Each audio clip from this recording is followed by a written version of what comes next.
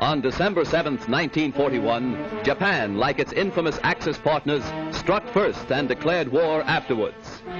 Costly to our Navy was the loss of war vessels, airplanes, and equipment, but more costly to Japan was the effectiveness of its foul attack in immediately unifying America in its determination to fight and win the war thrust upon it, and to win the peace that will follow.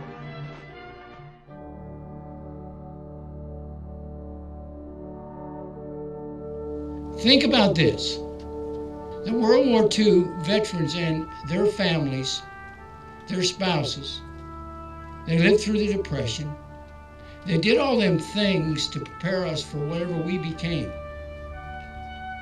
Their sacrifices are so unknown and so untold because of what type of people they are. The pride of a nation rests in the souls of those World War II veterans.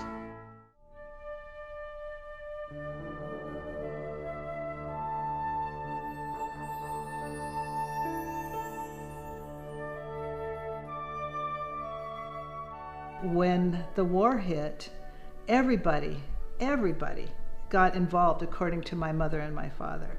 They didn't miss a beat. If you couldn't go into the military itself, you found a way. You bought war bonds, or you worked in a factory, or you did anything you could to help the cause. Without a fail, everybody that could do anything, they did something.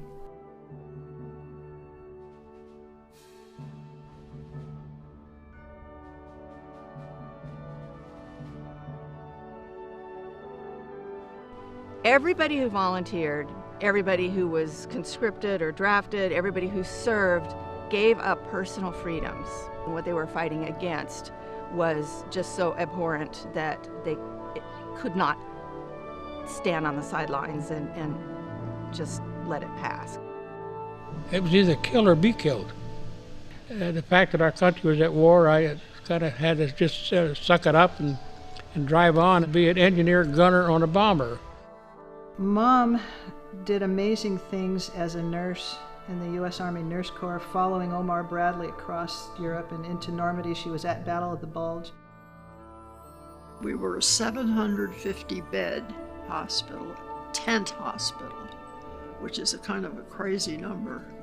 By that time, I'd been giving anesthesia for a long time, because when you're running 2 12-hour shifts, 10 tables, there have to be people giving anesthesia.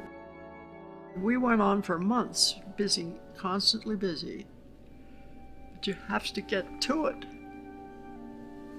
I shed a lot of tears, and I felt like I'd seen about every corner of the human body. Getting a little teary just thinking about all these years later. It's hard work. Happy to do it. Glad I had a chance to. A good society is able to face schemes of world domination and foreign revolutions alike without fear. Freedom means the supremacy of human rights everywhere.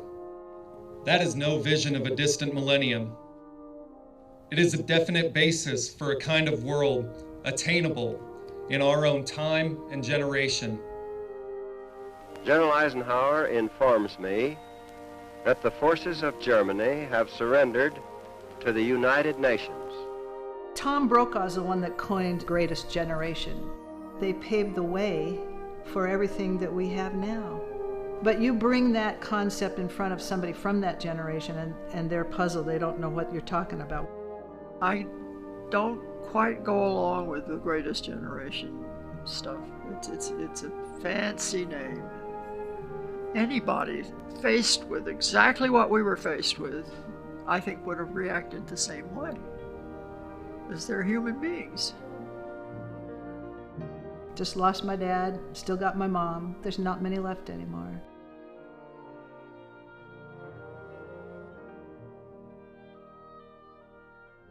It takes generation after generation building on the one before to make it a better place. But what kind of a legacy do you want to leave? What kind of things are going to be learned because you're here that's going to make it greater from here on out. You can do it too.